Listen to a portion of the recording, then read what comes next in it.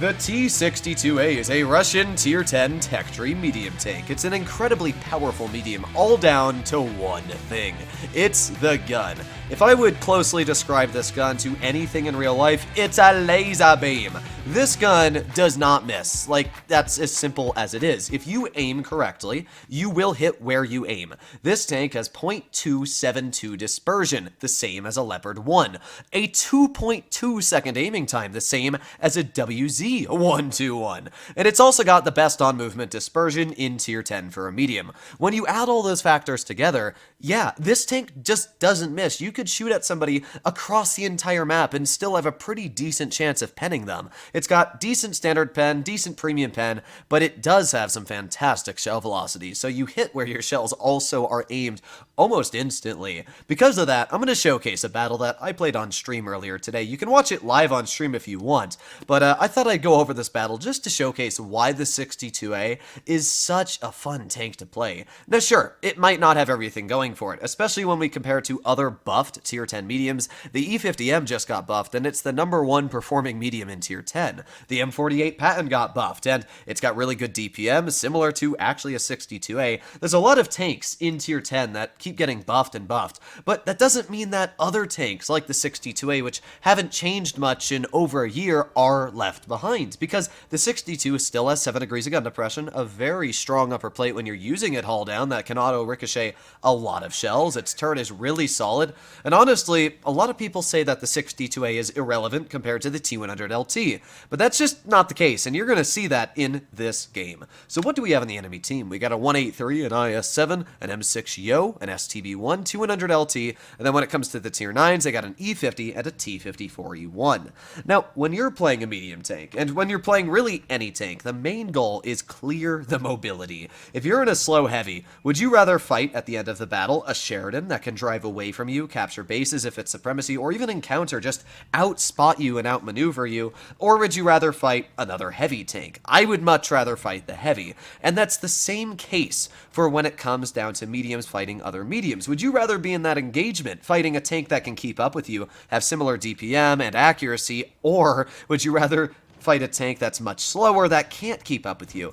And that is why I will always try and clear mobility whenever you're in a medium, but it's also quite common sense to push medium side in a medium tank. So right now, we're aiming in. Unfortunately, that shell just dips into the dirt, but I think that was actually me aiming just a bit on the ridge there as the T100 LT was able to back in the cover. But we've already managed to deal 900 damage, so we've dealt 3 times the damage we've received. I'm obviously going to aim in on this STB-1. While the E50 is a threat, the STB is a Tier 10 medium with really, really decent DPM, where the E50, it's got okay DPM, but it's really not nearly as much of a threat compared to the STB. E50 misses me, and because I've got such a crazy amount of DPM, I'm just going to sit here and absolutely farm the living heck out of the enemy team. So there's the E50. He's going to bounce me right on the upper plate because of the way my hull was angled, and nice. All right. So E50 is going to die, and cleared. Okay, now we got the T100 onto my side. You can see I purposely backed up into the spot so that the T100 could not shoot me. We get the snap into the STB-1 because the accuracy is so crazy on this tank.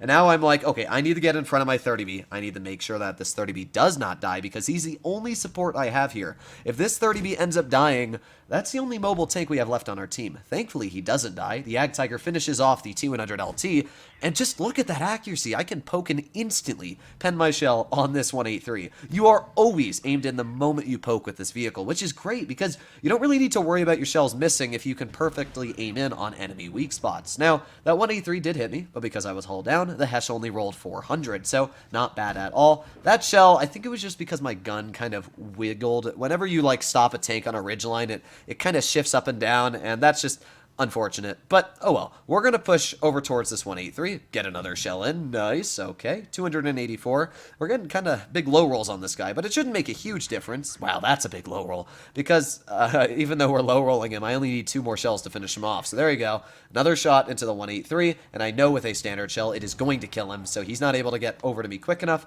We clear the 183. We're up to 5,300 damage. Now, right now, we're down on base cap, but base D is right in front of me, and nobody capped it, so I stayed calm. I waited for my camo to reset because I know the IS-7's in mid. And right now I'm thinking, okay, if the IS-7's looks at me, I'm going to back up. But he's not looking at me. So I'm just going to sit here. I'm going to chill. I'm going to capture base D so that we can start heading up in the base capture points. I'm not sure why my 30B pushed the way he did, because this 30B put me in a really awkward situation. The 30B right now put himself in a spot to where the IS-7 could potentially push him and clear him. And even better yet, for their team, the Yo could easily just roll behind the 30B, clear him, and get base C in the process. That's not what I want. That's the worst case scenario for this situation. So right now I'm thinking I need to cover this 30B, so I'm going to push over towards base C. I'm going to cover the 30B. Let's aim it on this IS-7. No, wait.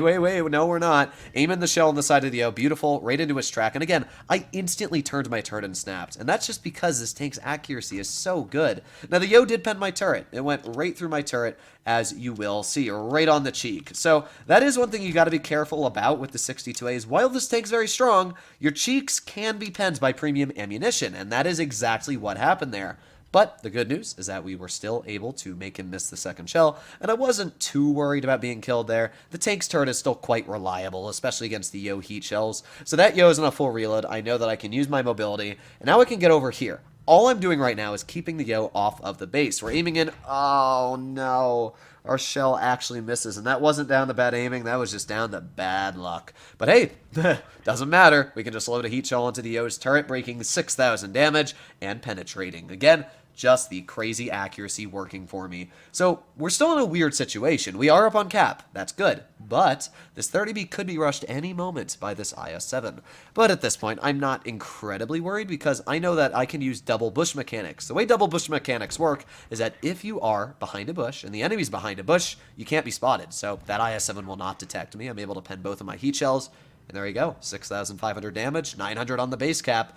And that's going to be a win. This is where the 62A can be an incredibly influential tank. And I really don't think that the E50M or any other medium, maybe a T22 could have, but honestly, I don't think that other mediums would have been able to win this situation. Some of the snaps I had, the shot on the roof of the Yo, that beautiful shot on the T100 LT at the beginning that hit him in the hatch, you could not do that in other medium tanks.